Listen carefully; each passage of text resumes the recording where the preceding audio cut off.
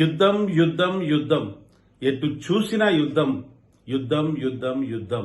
ప్రపంచవ్యాప్తంగా యుద్ధాలకు కాలుతూగుతున్న దేశాలు. ఈరోజు బంగ్లాదేశ్ భారతదేశం మీదికి యుద్ధానికి కాలు దిగుతున్నదంటే అసలు మీకేమన్నా మైండ్ ఉందా? మీ దేశంలో మీ దేశాన్ని మీరు సరిగ్గా పాలించుకోలేని స్థితిలో మీకు చేతకాక మీ దగ్గర మీకు మీరే కుర్చీ కోసం పోరాటం చేస్తూ మీ రాజకీయాలు, మీ కుళ్ళు రాజకీయాలు, మీ చేతగాని రాజకీయాలు మా దేశంపై రుద్ది మా దేశ ప్రజలు, అక్కడ నివసిస్తున్న మా దేశ ప్రజలు హిందువులను మీరు ఊచకోతకు వేయడం అనేది, వారిపై దాడులు చేయడం అనేది, వారిని హింసించడం అనేది ఎంతవరకు సమంజసం?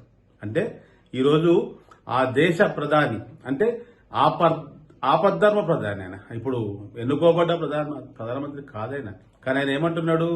మేము హిందువులము, మాపై దాడి జరిగిందని చెప్పొద్దట. ఎవరు అని చెప్పింది? పిచ్చోడా.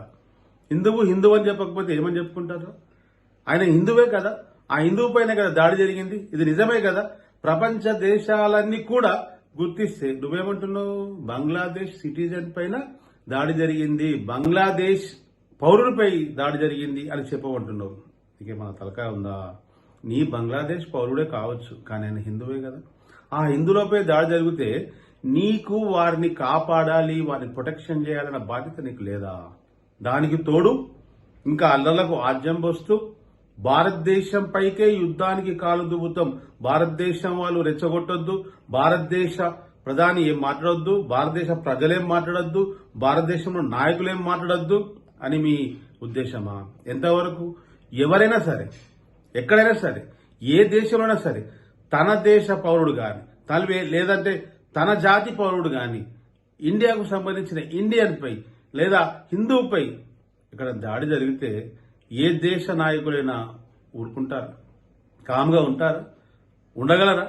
అదే నీ దేశ పౌరుడైతే, లేదా నీ దేశంలో ఉన్న ఒక ముస్లిం జాతీయుని, లేదా మా ఇండియాలో ఉన్న ఒక ముస్లిం జాతీయుని మేము గనక లేదా హిందువులు గనక దాడి చేస్తే మీరు ఊరుకుంటారా? మీరు గమ్మున ఊరుకుంటారా? అయ్యే పనేనా అది? మీరు రచ్చ రంబోలా చేసేసి మొత్తం ప్రపంచ దేశాలలో ఉన్న ప్రపంచంలో ఉన్న ముస్లిం దేశాన్ని ఏకం చేసి భారత్పై యుద్ధానికి వెళ్దాం అనుకుంటారు. ఇంతవరకు పాకిస్తాన్ అదే చేసింది. పాకిస్తాన్ లాగా మీరు తయారవుతున్నారు.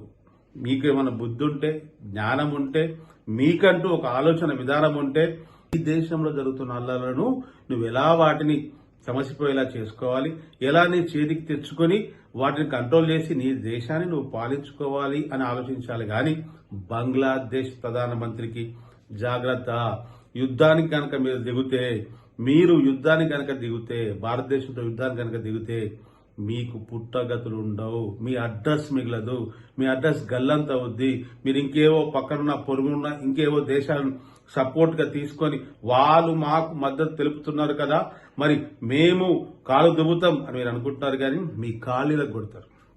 మా దేశం సంగతి మీకు తెలియదు, మా దేశ సైన్యం సంగతి మీకు తెలియదు, మా శక్తి మా బలం విషయం మీకు తెలియదు. తెలిసినా గానీ తెలియనట్టే మేకపోతు గాంభీర్యంతో మేము కూడా యుద్ధానికి దిగుతున్నాం, మేము యుద్ధం చేస్తాం అని అనుకుంటున్నారు. కానీ జాగ్రత్త, నీ దేశ ప్రజలకే మీరు నష్టం కలుగజేస్తున్నారు. ఈ యుద్ధం కనుక మొదలైతే కొన్ని వేల మంది నిరాశలవుతారు, కొన్ని వేల మంది చనిపోతారు, కొన్ని వందల కుటుంబాలు బోరున విలపించాల్సిన పరిస్థితి ఏర్పడుతుంది. అంతకు మించి మీ దేశ ఆర్థిక పరిస్థితి ఏంటిది? యుద్ధానికి దిగితే నీ ఆర్థిక పరిస్థితి ఎలా ఉంటుంది? భిక్షం ఎత్తుకోవాల్సి వస్తుంది. యుద్ధానికి మీరు కాలు దువ్వితే, యుద్ధంలో మీరు కనుక దిగితే మీ దేశము భిక్షం ఎత్తుకోవాల్సి వస్తుంది. పొరుగున్న పాకిస్తాన్ చూస్తున్నాం కదా, ఏముంది అక్కడ? పొరుగున్న పాకిస్తాన్ లో ప్రజలు ఎట్లా అల్లాడుతున్నా మీకు తెలుసు కదా. బంగ్లాదేశ్ లో కూడా మీ ప్రజలు, నువ్వు అంటున్నావు కదా మీ సిటిజన్స్ అని చెప్పి, బంగ్లాదేశ్ సిటిజన్స్ కూడా పాకిస్తాన్ లో ఉన్న సిటిజన్స్ మాదిరి వాళ్ళు కూడా భిక్షం ఎత్తుకోవాలా? దిక్కులేని ప్రజలు కావాలా?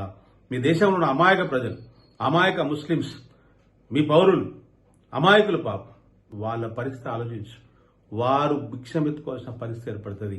కనుక బంగ్లాదేశ్ జాగ్రత్త, ఒళ్ళు దగ్గర పెట్టుకోండి, మాటలు నాలుక అన్ని దగ్గర పెట్టుకొని మాట్లాడండి.